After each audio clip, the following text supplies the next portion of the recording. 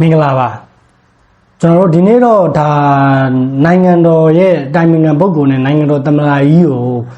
ဘာမှမရှိတဲ့ပြစ်မှုတွေနဲ့ဖမ်းလာပြီးတော့သူတို့တွေစောက်ဝမ်းကိုဘောတွေမာပြီးတော့မှစောက်ရမ်းကိုနော်ဒီမျိုးတွေချစ်နေပါတယ်ဆိုပြီးအပလီပလာပြောတဲ့ကောင်တွေရောနောက်တစ်ခုကသိရမလားဒီပြည်ပကနေပြီးတော့ဝင်စွတ်ပတ်ပိုင်ခွင့်မရှိပါဘူးဘာညာဆိုပြီးအော်နေတဲ့ကောင်တွေရောအကုန်ပြောကြတယ်အဲ့တော့တရုတ်ကြီးစီမြန်မာနိုင်ငံရေးကိုဝင်လျှောက်တယ်ဒါကိုကျွန်တော်မြန်မာပြည်သူလူထုကလက်မခံဘူးเนาะမဘာသာတွေလည်းလက်ခံမယ်လို့မထင်ဘူးနိုင်ငံသားလူတွေဝင်လျှောက်တာဒါပေမဲ့သူတို့တွေလုံဆန်လို့မရဘူးတရုတ်တန်မတယောက်ကနေပြီးတော့မှအမေစုနဲ့တွေ့ကျင်ပါတယ်ဆိုပြီးတွေ့ခွင့်မတောင်းတာတရုတ်ဆိုရင်ဘာပဲပြောဟုတ်ကဲ့တလုံးကလွှဲဘာမှမသိရကောင်တွေကအမေစုကိုတွေ့ဖို့အတွက်ငင်းလိုက်တယ်ဆိုတဲ့ဟာကြီးကြားလိုက်မှာပါရှင်းမှာလဲသူများတွေလူပေါင်းစုံကနေပြီးတော့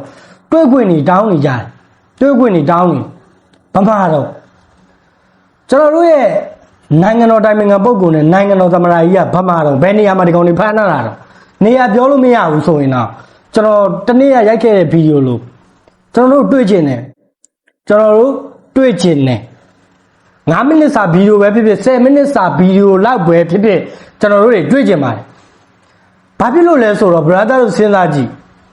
ဟုတ်ပြီအမေစုဒီပြစ်မှုတွေ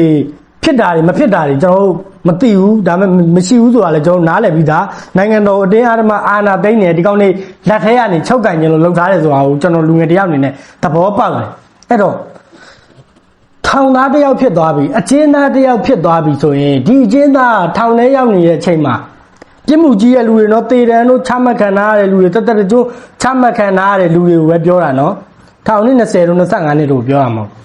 အဲ့ဒါဆိုနဲပြီလို့သူတို့မှသူတို့ရဲ့အခွင့်အရေးဆိုတာရှိတယ်အဲ့တော့ဟုတ်ပြီထောင်တက်ကျိုးချမှတ်ခံရတဲ့လူထောင်ထဲမှာပြစ်မှုမလုပ်ဘူးရမ်းမဖြစ်ဘူးဆိုရင်တိုက်ပိတ်မခံရဘူးဆိုရင်ထောင်ဝင်စာတွေ့ပိုင်ခွင့်ရှိတယ်သူ့ရဲ့အခွင့်အရေးသူရပိုင်ခွင့်သူရှိတယ်ဟုတ်တယ်နော်ကျွန်တော်ပြောတာဟုတ်ပြီသူ့ခွင့်ရေးရတယ်ထောင်သားတွေရဲ့အခွင့်အရေးရတယ်အမေစု9နှစ်ရှိပြီသူ့ကိုကျွန်တော်တို့မြန်မာပြည်သူလူထုကသူ့ကိုထောက်ခံတဲ့လူတွေသူ့ကိုချစ်ကြိုက်တယ်တောင်ဖြစ်ကုန်နော်ချစ်ကြတဲ့လူတွေကြိုက်ကြတဲ့လူတွေလေးစားကြတဲ့လူတွေတန်မိုးထားကြတဲ့လူတွေအမျက်တနိုးထားကြတဲ့လူတွေဘသူတွေတွေ့ပြီးသွားရင်နိုင်ငံခေါင်းဆောင်ပိုင်းတွေရောဘသူတွေတွေ့ပြီးသွားရင်တော်လိုင်းဘက်ကလူတွေရောဘသူတွေတွေ့ပြီးသွားရင်လေဘောမာထဲမှာဘသူတွေတွေ့ထားတယ်တရုတ်တန်မတ်ပါဆိုတဲ့တရုတ်တန်မတ်ကိုတော့မပြထားသေးရဗျာကျွန်တော်ဘယ်သူမှမတွေ့ရသေးဘူးအဲ့အမေစုမှာအကျဉ်းသားတယောက်နိုင်ငံရေးအကျဉ်းသားတယောက်အနေနဲ့အဲ့ဒီခွင့်ရင်မရှိဘူးလားအဲ့တွေ့လို့မရဘူးလားထောင်ဝင်စာတွေ့လို့မရဘူးလားစကားပြောလို့မရဘူးလားနောက်တစ်ခုတော့ဒါဒီပြောလိုက်ပြီအဲ့စစ်တပ်ဒီအကျဉ်းသားတယောက်ရဲ့အခွင့်အရေးကိုချိုးဖောက်ထားတဲ့လူတရားဖြစ်တယ်ဟုတ်ပြီအကျဉ်းသားတယောက်ရဲ့အခွင့်အရေးကိုချိုးဖောက်ထားတဲ့လူတရားနောက်တစ်ခုက brother တို့စဉ်းစားကြည့်ပြစ်မှုတွေတလားစီပြီးတော့ဘာဖြစ်တယ်ညာဖြစ်တယ်ဆိုပြီးပြောတယ်အဲ့ဒါမှတကျုံးချထားတဲ့လူတော့သူ့ကိုတက်ခံနေကြရင်ဘာစားကျင်လဲမေးရတယ်ပဲဟာထုံးစံပဲမင်းဘာလုပ်ချင်လဲနောက်ဆုံးချိန်နေနဲ့မေးရမှာဒီထုံးစံပဲကျွန်တော်မေး9နှစ်ရှိပြီဘာမှလုပ်ခွင့်မပေးတာဘူးအဲ့တော့ဟုတ်ပြီနောက်တစ်ခုကဘာလဲဆိုရင်ကျွန်တော်ဒါဒီစကားကိုထပ်ပြောမယ်လို့ကျွန်တော်တို့လူတွေဒါကို speak out လုပ်ဖို့လိုတယ်လူတိုင်းကို live ပြောဖို့လိုတယ်ကျွန်တော်တို့တယောက်ဗီဒီယိုတယောက် share ပေးဖို့လိုတယ်မလွတ်ပေးဘူးဒီကောင်တွေလွတ်ပေးမှာမဟုတ်ဘူးเนาะဒါမပြင်မချင်းလွတ်ပေးမှာမဟုတ်ဘူးဒီကောင်တွေရဲ့အကြိုက်ကိုမဆောင်မချင်းဒီကောင်တွေပြောသလိုမလုံမချင်းကျွန်တော်ရဲ့တမလာကြီးရဲ့ဒီနိုင်ငံခေါင်းဆောင်တွေရဲ့အမေစုရဲ့လွတ်ပေးမှာမဟုတ်ဘူးเนาะဟုတ်ပြီအဲ့တော့ဟုတ်ပြီဒီလိုမျိုးတွေဖြစ်လာပြီဒီလိုမျိုးတွေလောက်လိုက်ပြီเนาะကျွန်တော်ပြပြမယ်ထောင်9ရက်ကြာလို့ရတယ်ဒါပေမဲ့အဲ့ဒီကိစ္စကြီးကျွန်တော်လောက်ထားတဲ့ကိစ္စမဟုတ်ကျွန်တော်ဆောက်ပြက်ကပုံမှန်နဲ့ကျွန်တော်ထည့်လိုက်တာဗျာထည့်လိုက်တော့ကျွန်တော်ဘက်ကကာကွယ်ပေးမဲ့လူတွေကျွန်တော်ဘက်ကပြောပေးမဲ့လူတွေကျွန်တော်ဘက်ကဆိုပေးမဲ့လူတွေရှိလို့အဲ့တော့ထောင်ထဲမှာဗျာကျွန်တော်မလုပ်ခဲ့တဲ့ပြစ်မှုကိစ္စတစ်ခုအတွက်ကျွန်တော်မလုပ်ထားတဲ့အရာတစ်ခုအတွက်ကျွန်တော်ခံပြင်းတယ်ငါ့ဘာလို့ဖမ်းတာငါလည်းထားအောင်လုပ်ထားတာလည်းမဟုတ်ဒီပြစ်မှုကိုငါကိုယ်တိုင်လည်းလုပ်ခဲ့တာလည်းမဟုတ်ဘာလို့ဖမ်းတာလဲဆိုမစားနိုင်မတောက်နိုင်မအိပ်နိုင်နေဖြစ်ပြီးတော့118ပေါင်ကနေပြီးတော့မှကျွန်တော်110နဲ့တပေါင်ပဲကျန်တော့9ရက်တော်တယောက်တပေါင်လုံးကျသွားရဲဆိုတာတော်တယ်ကိုချလို့မရအောင်เนาะဘာဖြစ်လို့လဲကိုမလုပ်ထားတဲ့ပြစ်မှုအတွက်ချင်းချင်းကြောက်နေရလေးထဲမှာနေရတဲ့အတွက် ကိုဟိုဟာဖြစ်ထားတဲ့ကောင်တွေငါ့ကိုဘာလို့မလဲဆိုတဲ့ဟာကိုမယုံကြည်တဲ့အတွက်ကျွန်တော်ဒီလိုမျိုးတွေဖြစ်သွားတယ်ကျွန်တော်မယုံကြည်ဘူးဗျာအဲ့လိုတွေဖြစ်တယ်ဟုတ်တယ်နော်ကျွန်တော်ပြောတာအဲ့တော့ဟုတ်ပြီမေစုနိုင်ငံတော်သမ္မတကြီးနိုင်ငံခေါင်းဆောင်တွေအားလုံး9နှစ်နော်9နှစ်သမ္မတကြီးဝင်းမြတ်အသက်86နှစ်ရှိပြီမေစုက80ရှိပြီ82နှစ်တည်းဝင်နေပြီနော်9နှစ်ရှိပြီနော်9နှစ်ပြည့်တော့မှ4နှစ်ကျော်သွားပြီအရေးရအောင်တော့ခင်ဗျားတို့တွေ့လိုက်ရတာတခုပဲတွေ့လိုက်ရတယ်ဗာလဲတရားရုံးမှာတဲ့တရားရုံးမှာလာပြီးတော့မှအမှုလာရင်ဆိုင်တဲ့ဗီဒီယိုဗျာဒါဒီဟုတ်လားမသိမဟုတ်လားမသိဗျာ AI နဲ့လုပ်လို့ရတယ်အဲ့လိုအဝေးရဟာတွေပါပြီးဆိုလက်တွေ့သူကိုယ်တိုင်ပြောထားတဲ့ဟာတွေဒီခေါင်းဆောင်တွေကိုအနည်းဆုံးတော့ခင်ဗျားတို့တွေကြကြမမရှိနေပါတယ်ဆိုတဲ့ဟာလုပ်ပေးရမယ်လေ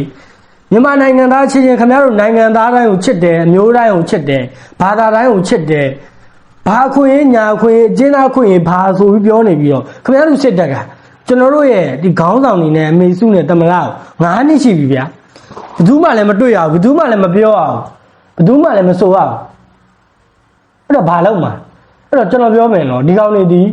လှုပ်ချင်တာလှုပ်ရှေ့မှာလည်းတောင်းဆိုခဲ့ပြီးသွားပြီလွတ်ပေးမှာမဟုတ်ဘူးအဲ့တော့တွေးခွင့်တော့မဟုတ်ဒီလိုမျိုး9မိနစ်စာလောက်ရှိရပြီးပြောပေးဖို့အကုန်လုံးကတွန်းတွန်းတိုက်တိုက်နဲ့ပြောပေးတင်တယ်လို့ကျွန်တော်အနေနဲ့ထင်တယ်နော်ထင်တယ်အလုံးဝဝိုင်းပြီးတော့တိုက်တွန်းပေးကြပါပြောပေးကြပါနောက်တော့ဖြစ်နိုင်ဗီဒီယိုလုပ်ပေးကြပါဗျာသိတယ်မလား10မိနစ်စာပဲဖြစ်ဖြစ်စက္ကန့်30စာပဲဖြစ်ဖြစ်အဓိကဒါကိုပေါ်လွင်စေဖို့ပဲเนาะကျွန်တော်တို့တွေ့ကျင်တယ်ဆိုတဲ့ဟာပေါ်လွင်စေဖို့ပဲအဲ့တော့ဟုတ်ပြီစစ်တပ်ကကောင်တွေအုပ်ချုပ်ခဲ့တဲ့ကာလာတောက်ရှောက်ကိုလည်းကြည့်ကြည့်လိုက်ဒီကောင်တွေတဲ့နိုင်ငံတိုးတက်လာတာဘာမှမရှိဘူးဒီကောင်တွေစောက်ငငယ်လေးအသက်15နှစ်16နှစ်တည်းစစ်တပ်ကတော်ကြီးမှာတက်ပြီးဘဝတစ်ခုလုံးဒီမိုင်းနေဒီဝါရတွေနဲ့ဒီရိပ်အာဝါဒအောက်ကြီးမှာကြီးပြင်းခဲ့ပြီးတော့ဒီကောင်တွေတွေးရမှာဘလို့တရားသာတွေကိုခိုးရမလဲဘာတွေလောက်ကမလဲဘလို့တွေခိုးစိုးလူနဲ့မလဲဘလို့တွေအာနာသိမ်းရမလဲဘလို့တွေဆရာကြီးလောက်ကမလဲเนาะဘယ်နေရာဝင်ဘလို့တွေဖြစ်ကမလဲเนาะဆက်လက်ပစ္စည်းတွေဘလို့တွေထိလုပ်မယ်ဘာညာအဲ့ကောင်တွေမှာအဲ့တွေးလာပဲရှိတယ်နိုင်ငံဥဆောင်နေတယ်တွေ့ဘယ်သူမှမရှိဘူးကျွန်တော်မြန်မာနိုင်ငံကိုအုပ်ချုပ်ခဲ့တဲ့ခြေဆိုးရတိုင်းကိုကြည့်ကြည့်လိုက်နိုင်ငံတိုးတက်သွားတဲ့အခြေအနေတစ်ခုဒီဘယ်သူမှမရောက်သွားအောင်เนาะโอเคเนาะကျွန်တော်ပြောကြတယ်ဘာဖြစ်လို့ဖမ်းတာလဲကျွန်တော်တို့ခေါင်းဆောင်ပိုင်းရှင်းရှင်းလေးပဲကျွန်တော်ဒီဘက်ကလူတွေဒီအောင်မြင်အောင်တိုးတက်အောင်နိုင်ငံကိုကြီးပွားအောင်နိုင်ငံပြည်သူလူထုအဆင်ပြေလာအောင်ချောမွေ့လာအောင်เนาะလောက်နေတာဖြစ်တဲ့အတွက်သူတို့ရဲ့စားပေါက်တွေစားခွေတွေပိတ်တယ်အဲ့တော့နောက်ဆုံးသိရမှာဒီတယောက်နဲ့ခိုးစရာမရှိလို့လောက်တာခိုးဖို့အတွက်လောက်တာเนาะအဲ့ဒါလေးကျွန်တော်ပြောချင်တယ်အဲ့တော့မြန်မာပြည်သူလူထုစဉ်းစားကြည့်เนาะတကယ်ကိုကဘာမှာရေးပါပါတယ်ဆိုတဲ့နိုင်ငံတော်သမ္မတနိုင်ငံခေါင်းဆောင်เนาะကဘာတည်ရကျွန်တော်အမေကိုထောင်ဝင်လာတော့တွေ့ခွင့်မရှိစကားပြောခွင့်မရှိသူစင်ပြေဆိုတဲ့ဟာလေးတော့ကျွန်တော်တို့9နှစ်ရှိပြီတွေ့ခွင့်မရဘူးတန်တရုတ်တန်မောက်တော့စောက်ဘူးမဆိုင်တဲ့အထာမျိုးတွေရှိလောက်ထားရဲဆိုတော့ဘာလဲကျွန်တော်အမေဘာဖြစ်နေပြီအစင်ပြေရဲ့လားချမ်းမာရဲ့လားနှလုံးယောဂါရောသူနှလုံးယောဂါအခန့်ရှိတယ်လို့ပြောတာချမ်းမာရေးအစင်ပြေရဲ့လားကျွန်တော်ဒါတွေသိကျင်တယ်လေဟမ်ဒါကျွန်တော်တကယ်သိကျင်တာဟမ်အဲ့အော်ဝေးဖို့လိုတယ်နော်ကျွန်တော်မြန်မာပြည်သူလူထုဒီလိုအရေးပါအရာရောက်တဲ့ခေါင်းဆောင်တွေတော့ဒီလိုလှုပ်ထားတယ်ဆိုရင်